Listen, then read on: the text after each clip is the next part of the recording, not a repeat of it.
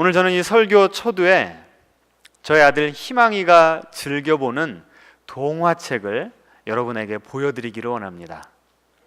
기대가 되십니까? 웬 뜬금없이 동화책인가 보시면 압니다. 영어로 된 동화책이기 때문에 제가 좀 나름 의역을 좀 해봤습니다. 제가 읽어드리겠습니다. 작은 녹색 거북이가 물가에 앉아서 혼자 이렇게 말했답니다. 난 특별하지도 않아. 특별한 구석이 하나도 없어. 나는 힘도 세지도 않고 잘생기지도 않고 키도 작은걸. 내가 사자처럼 용감하다면 얼마나 좋을까? 금빛으로 빛나는 저 몸을 봐. 모두를 벌벌 떨게 만드는 사자의 우렁찬 목소리는 너무도 부러워. 내가 플라밍고처럼 아름다우면 얼마나 좋을까? 장밋빛 빛나는 저 깃털을 봐. 넓게 펄럭이는 날개는 정말 우아하구나. 내가 얼룩말처럼 달릴 수만 있다면 얼마나 좋을까? 저 긴 다리 좀 봐. 몸을 휘감고 있는 검고 흰 줄무늬는 어떻고? 내가 기린처럼 키가 컸으면 얼마나 좋을까? 저 우아한 목 좀 봐. 기린의 멋들어진 얼룩점이 나에게도 있었으면. 내가 코끼리처럼 힘이 세면 얼마나 좋을까? 저 튼튼한 다리 좀 봐. 게다가 코끼리는 마음도 고와. 거북이는 자기 스스로의 모습을 바라보았습니다. 힘이 세거나 용감하지도 않았고 잘생기거나 키가 큰 것도 아니었습니다. 특별한 것이 하나도 없어 보였습니다.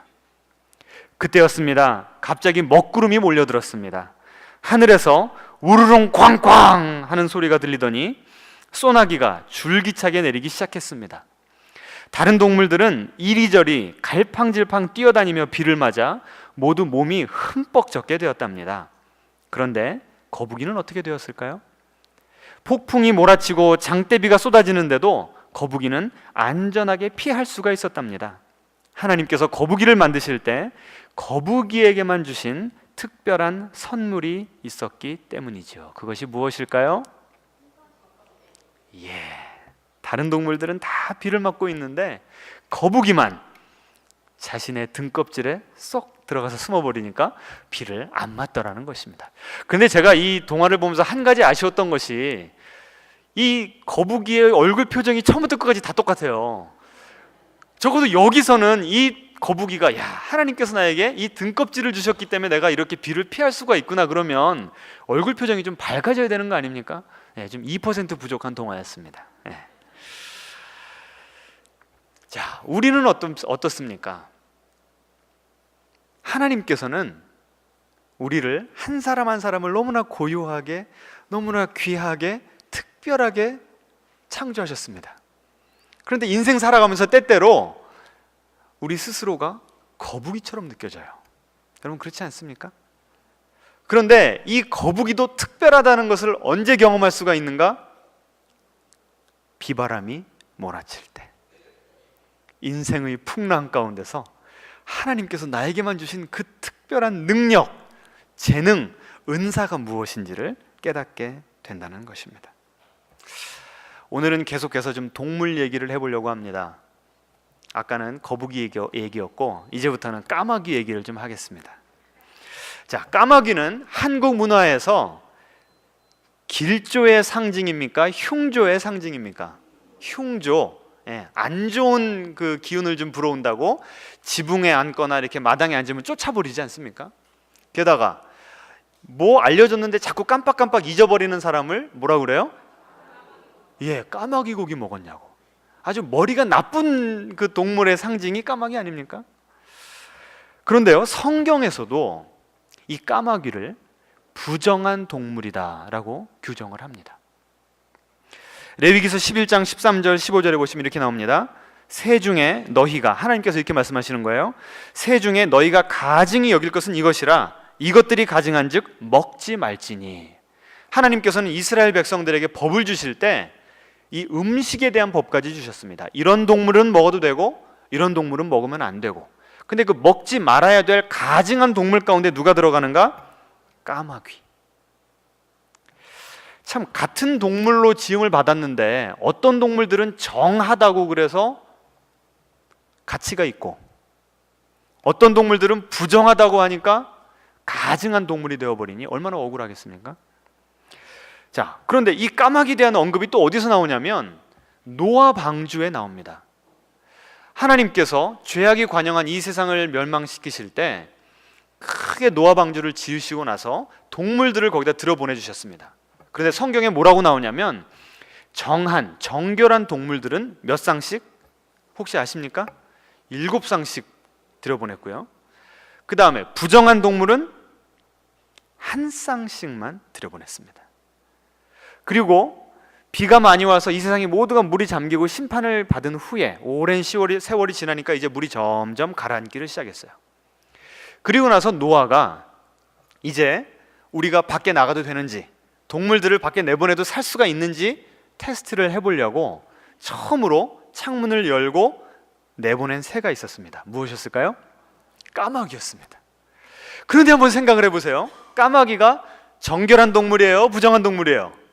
부정한 동물이죠. 그러면 몇 쌍이 들어갔습니까? 한 쌍이 들어갔습니다. 그런데 혹시라도 아직 물이 덜 빠졌는데 멀리 날아갔다가 오다가 기력이 떨어졌다고 생각해봐요. 그래서 죽었어요. 그러면 이 세상에 까마귀는 더 이상 존재할 수 있습니까? 없습니까? 없지요. 한 쌍밖에 안 들어갔는데요. 그런데 왜 노아가 까마귀를 먼저 창밖에다 내다보냈을까요? 있으나 마나한 존재. 참 부정하다고 규정받는 것도 기분 나쁜데 이런 취급을 노아한테 당했다는 것입니다.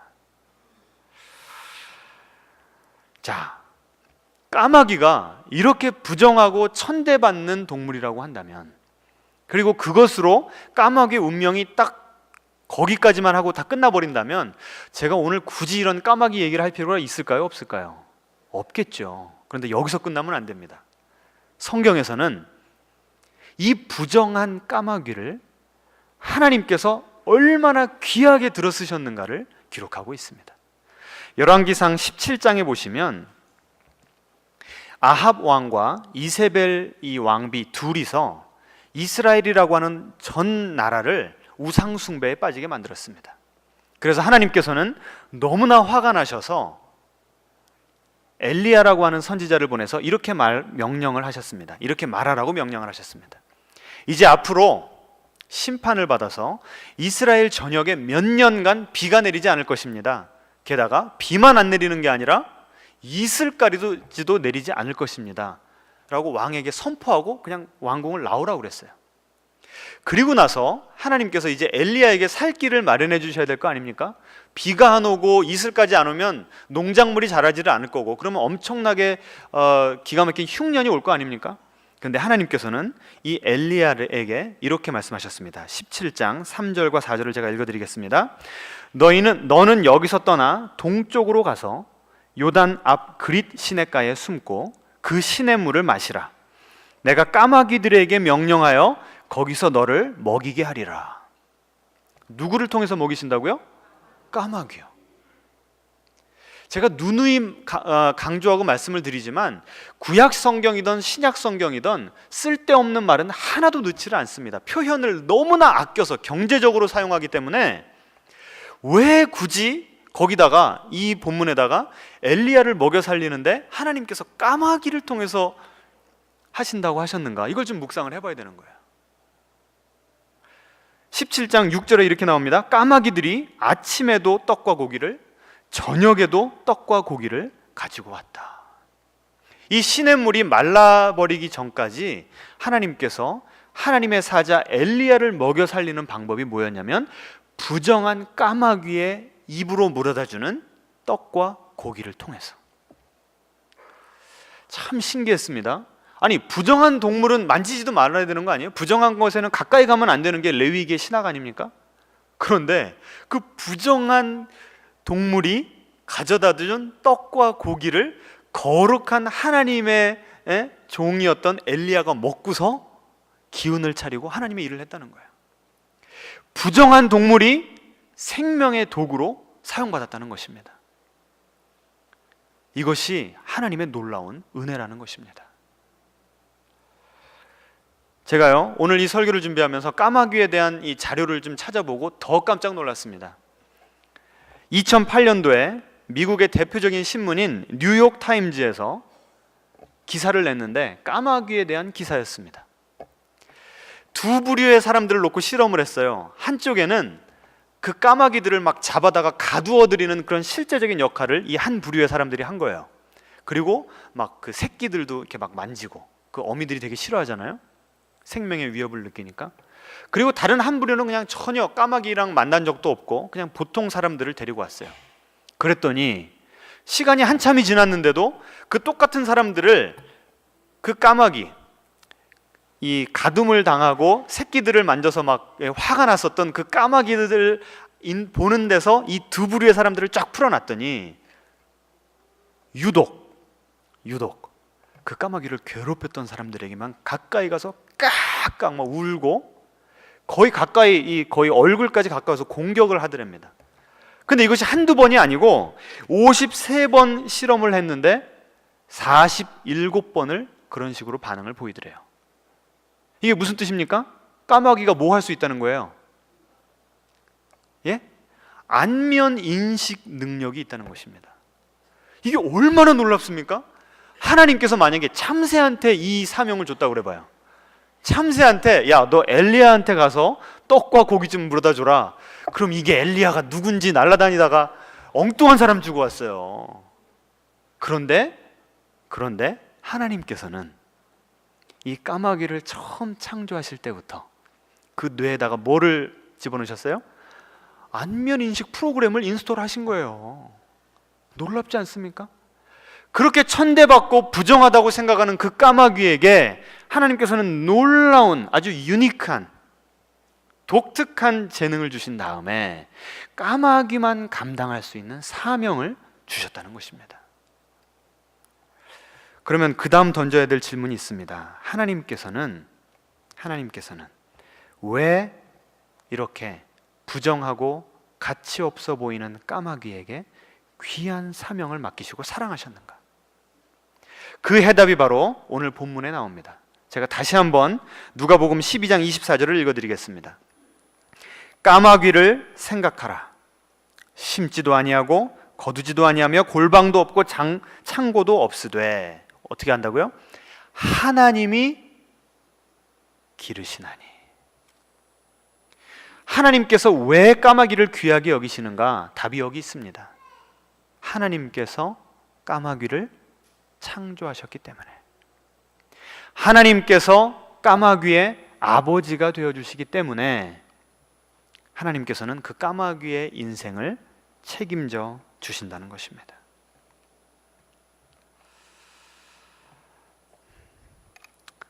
오늘 제가 거북이 얘기하고 까마귀 얘기하는데 이게 결국은 누구를 위한 얘기입니까? 우리를 위한 얘기죠. 이 누가복음 12장 24절 후반에 예수님께서 이렇게 말씀하셨습니다. 너희는 새보다 얼마나 더 귀하냐. 이 새를 까마귀로 바꿔보면 어떨까요? 너희는 그 부정하다고 여기고 천하게 여겨지고 소위 말해서 재수없다고 쫓아보내던 그 까마귀보다 얼마나 더 귀하냐. 하나님께서는 그 천한 까마귀도 이렇게 귀하게 들어 쓰시는데 너희의 인생 책임져 주지 않겠느냐, 너희의 인생을 귀하게 들어 쓰시지 않겠느냐, 예수님께서 너무나 안타까워서 하신 말씀이라는 것입니다.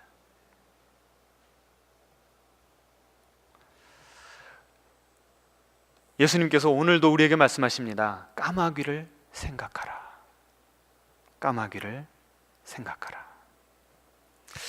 우리는 다 이 말씀을 알고 있어요. 하나님께서 우리를 창조하셨고 하나님께서 우리를 귀하게 여기시고 하나님께서 우리에게만 주신 독특한 사명이 있고 재능이 있다는 것 귀에 못이 박히게 들었습니다. 그런데 왜 우리는 아직도 아까 제가 동화 보여드렸죠? 그 거북이의 얼굴 표정으로 살아갑니까? 그 거북이의 셀프 이미지, 자아를 그런 식으로 인식하면서 살아가냔 말입니다. 오늘 제가 설교 노트에다가 맨 밑에 영어 한 줄을 써놨습니다.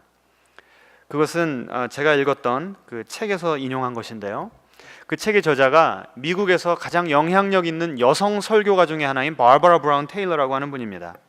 이분이 이렇게 썼어요. 이 세상을 살아가다 보면 우리가 누구인가, 우리의 정체성을 규정하는 다양한 목소리를 듣게 된다. 그런데 그것을 크게 분류하면 두 종류라는 거예요. 하나는 외부에서 들리는 음성이 있고, 하나는 내면에서 들려오는 음성이 있다. 외부에서 들려오는 음성은 무엇인가? 우리한테 이렇게 계속 말을 걸어온다는 거예요. 너 얼마나 이뻐?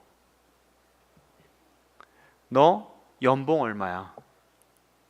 너 아내로서, 남편으로서, 아버지로서, 딸로서 얼마나 지금 존경받고 있어?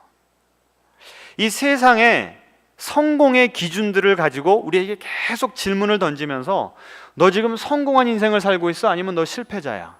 계속 물어본다는 겁니다. 여러분, 이 음성 들어보셨습니까? 반응이 없으셔요. 들어보셨어요? 안 들어보셨어요? 들어봤잖아요. 내면에서는 어떤 음성이 들리는가? 이런다는 거예요. 잘 나가는 사람들, 성공하는 사람들, 행복하게 보이는 사람들을 우리가 볼 때마다 우리 내면 속에서 이런 음성 들린답니다. 너는 아무리 해도 저렇게 못 돼. 너는 저렇게 된 거 한 번도 없었잖아. 너는 앞으로도 저런 인생 절대로 살 수 없어. 계속 우리 마음 가운데 이런 부정적인 음성이 들린다는 거예요. 이 목사님이 그렇게 썼습니다. 신기한 것은 이 목소리는 피곤할 줄도 모른다는 거예요.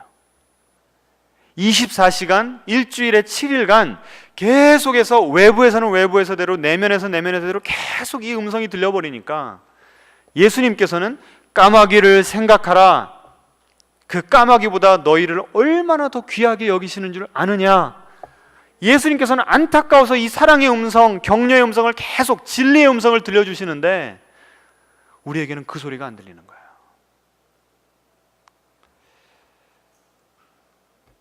그래서 어떤 모습으로 살아가는가? 자기 거절감의 노예로 살아간다는 것입니다. 자기 거절감. 다른 사람들이 나를 거절하기 전에, 거부하기 전에 내가 내 스스로를, 나 같은 인생은 내가 내 스스로를 사랑하지 못하고 하나님께서 나를 바라보시는 그런 귀중한 모습으로, 소중한 모습으로, 아름다운 모습으로 쳐다보지를 못하고 내가 내 스스로를 혐오하게 된다는 것입니다. 제가 이런 경험을 한 적이 있습니다. 항상 제가 여러 번 말씀드렸지만 2002년도에 하와이 열방대학 예수전도단 영성훈련을 받으러 갈 때 제 자아상이 완전히 깨진 상태에 있었습니다.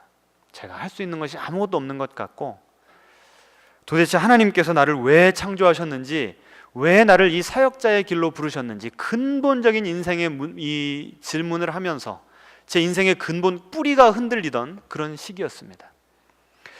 그런데 그 훈련을 받던 중에 이제 그 다음 학기 2002년 9월 학기부터 제가 어떤 한 교회를 섬겨야 됐습니다. 이 섬길 교회를 찾아야만 되는 그런 상황이었어요. 자세하게 설명드릴 수는 없고요.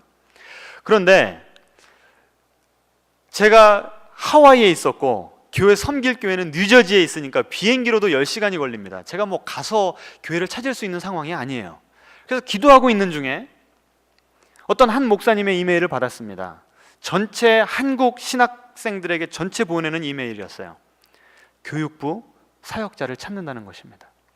그래서 제가 그 이메일을 읽어봤습니다. 그 목사님이 그렇게 쓰셨어요. 우리 교회에서 필요한 중고등부 전도사의 요건은 이렇습니다. 2세들의 현대 문화를 잘 이해해서 그 2세들에게 어필할 수 있는, 설교할 수 있는 사역자. 남자들에게는 함께 농구를 뛰어주면서 같이 땀 흘리면서 그 아이들을 휘어잡고 형제들처럼 가까이 지낼 수 있는 사역자. 자매들에게는 오손도손 앉아서 이야기해주면서 오빠처럼 다정하게 다가갈 수 있는 사역자. 쫙 리스트를 썼어요. 제가 그 이메일을 읽는데요, 나는 아니고, 나는 아니고, 나는 아니고 계속 체크를 했습니다. 나는 영어도 못하고, 나는 지금 평생을 한국에서만 살다가 이제 미국 갔는데 어떻게 2세들의 그 아픔과 애환과 문화를 이해하며 나는 못해요, 나는 못해요. 지난번 교회에서 중고등부 전도사 하다가 상처를 크게 받고 제가 하와이 갔던 거거든요. 제 내면에서 계속 이렇게 소리가 들리는 거예요. 지난번에도 그렇게 실패했는데 네가 이 교회 간다고 뭐가 달라져? 제가 그 이메일을 읽고 제 마음속에 일어나는 일들을 보는데요, 숨을 쉴 수가 없어요. 숨을 쉴 수가. 얼마나 답답하든지. 그 이메일을 오후에 받았습니다. 그리고 더 잠을 이룰 수가 없어서 저녁에 기도를 하러 갔어요. 제가 하와이에 있었을 때는 항상 기도처가 있었는데, 하와이는 이 밤에요, 별이 얼마나 초롱초롱하고 아름다운지 눈을 뜨고 기도했습니다. 그 하나님을 찬양하면서 하나님 어떻게 이렇게 아름답습니까? 하면서 제가 기도를 시작했던 거예요. 근데 그 기도 처소에 가서 하나님, 오늘은 별로 하나님께 감사할 것도 찬양할 것도 없네요. 저를 왜 이 모양 이 꼴로 져놓으시고 차라리 저를 미국에 태어나게 하게 이런 불평불만이 쏟아져 나왔어요. 하나님, 저를 왜 이런 사명을 주셔가지고 사역자의 길을 걷게 하시고 그랬는데요, 제 내면에서 제 삶의 음성이 들렸습니다. 하나님의 음성이 들린 거예요. 하나님께서 저에게 이렇게 말씀하셨습니다. 내가 너를 그 교회로 보낸다. 그 한마디로 끝이 났어요. 제가 얼마나 부족한지, 제가 과거에 어떤 상처를 가지고 살아가는지 하나님 앞에서는 중요하지 않았어요. 그것이 저를 사용하시는데 전혀 문제가 되지 않도록 하신 것입니다. 내가 너를 보낼 때는 지금 네가 발견하지 못하는 너의 장점들, 사역자로서의 좋은 요건들을 다 개발시켜줄 작정 계획이 있는데 왜 너는 너의 부족한 점만 보느냐? 하나님께서 안타까워서 저에게 하신 말씀이었던 것입니다.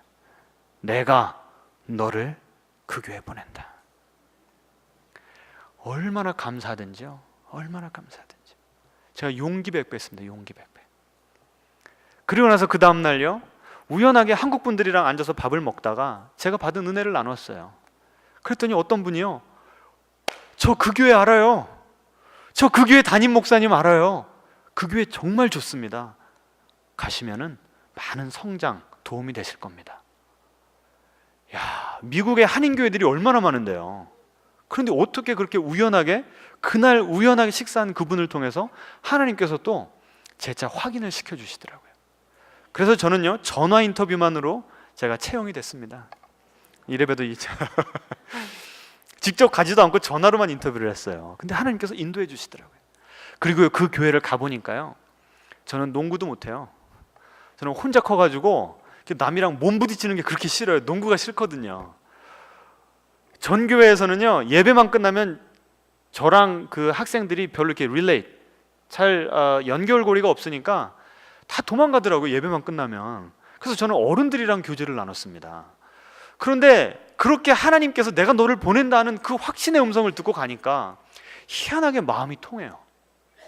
그리고 제가 제 스스로에게 없다고 생각했던 사역자로서의 좋은 자질들, 아이들의 아픔을 있는 그대로 같이 눈물을 흘리면서 들어줄 수 있는 그런 좋은 마음을 주셨고요. 또 저는 설교를 잘 못한다고 생각을 했어요. 지금까지, 그때까지 영어도 못하고. 그런데 사역을 예수전도단 가서 선교 여행을 가면서요, 하나님께서 다 미국 친구들인데 설교하고 간증할 기회만 있으면 하나님께서 저에게만 감동을 주시는 거예요. 그래서 설교 간증 저 혼자 다 했습니다. 그게 훈련이 된 거예요. 그래서 가서 설교하니까 자연스럽게 되고요, 하나님께서 제 스스로는 없다고, 나는 못한다고 했던 것까지도 하나님께서 구체적으로 개발을 시켜주시더라고요. 그래서 그 귀한 사명을 감당할 수 있도록 하셨습니다. 여러분, 우리 한번 서로에게 인사해 보시겠습니다. 당신도 까마귀입니다.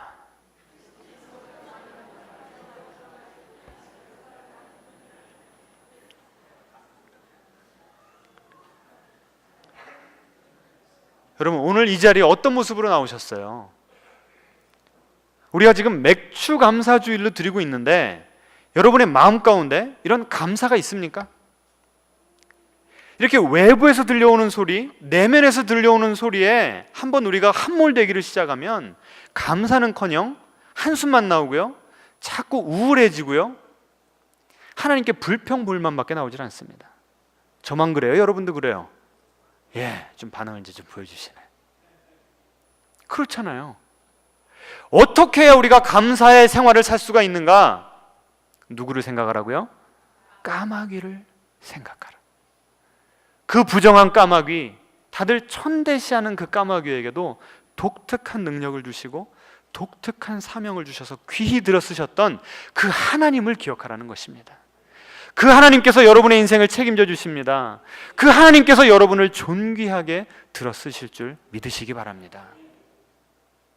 그래서 이 바바라 브라운 테일러 목사님이 이렇게 썼어요. 어느 날은 그런 그 음성들에 내가 그냥 KO를 당해서 우울해진다. 하지만 어떤 때에는 그 음성이 어디서 들려오는가를 깨닫게 된다. 누가 들려주는 음성이에요? 사단 마귀가 들려주는 음성이죠. 그래서 누가 나에게 그런 음성을 들려주는가를 확실히 깨달았을 때는 나는 사단에게 이렇게 외친다라고 썼어요. 뭐라고 그랬냐면, 지금 네가 나한테 하는 말, 내가 못한다는 것, 내가 부족하다는 것, 내가 과거에 그런 상처가 있다는 것, 실패의 경험이 있다는 것 맞다. 하지만 너는 핵심 진리를 놓치고 있다라고 하면서 쓴 한 줄이 바로 그거예요. 영어에 이렇게 나옵니다. God made me. 하나님께서 나를 창조하셨다. And God does not make trash. 하나님께서는 쓰레기를 만들지 않으신다. 한번 따라해 보겠습니다. 하나님이 나를 창조하셨습니다. 그리고 그 하나님께서는 절대 쓰레기를 만들지 않으십니다. 아멘이십니까? 이 진리를 붙잡으세요. 그러면 그럴 때일수록 우리 마음 가운데 절대적인 자신감이 넘쳐 흐를 줄로 믿으시기 바랍니다. 그럴 때에만 우리는 상황에 상관없이 감사하는 삶을 살게 되실 줄로 믿으시기 바랍니다. 주님, 그 열등감에 빠져있던 거북이가 오히려 폭풍이 불어닥치니까 하나님께서 자신에게 주신 그 귀한 선물을 발견했듯이, 하나님, 우리 한 사람 한 사람이 처한 인생의 위기 가운데서, 어려움 가운데서 주님께서 우리에게 주신 그 귀한 사명과 달란트와 은사를 발견할 수 있도록 주님 붙잡아 주시옵소서. 우리의 닫혀진 눈을 열어 주시옵소서. 하나님, 세상이 우리를 정죄할 때에, 우리의 내면의 음성이 우리가 얼마나 초라한 존재인가를 자꾸 상기시켜 줄 때에, 하나님, 우리의 시선이 예수님의 십자가로 갈 수 있는 그런 가장 귀한 은혜를 허락하여 주시옵소서. 우리의 연봉에 상관없이, 우리의 능력에 상관없이 그 예수님이 우리를 위해서 달려 돌아가실 정도로 우리를 사랑하신다는, 우리 인생의 가치가, 우리 인생의 몸값이 예수님의 피에 있다고 하는 가장 귀한 그 진리의 말씀 붙잡고 이 세상을 승리할 수 있도록 붙잡아 주시옵소서. 어떤 역경 가운데서도 주님께 감사하며 우리를 더 귀하게 빛나게 들어쓰실 그 하나님을 기대하면서 하루하루를 승리하며 나아가는 우리 신앙인들 될 수 있도록 축복하여 주시옵소서. 그 주님의 창조주 되심, 그 주님의 구원자 되심, 그 주님의 공급자 되심을 인하여 감사드리며 예수님의 이름으로 기도합니다. 아멘.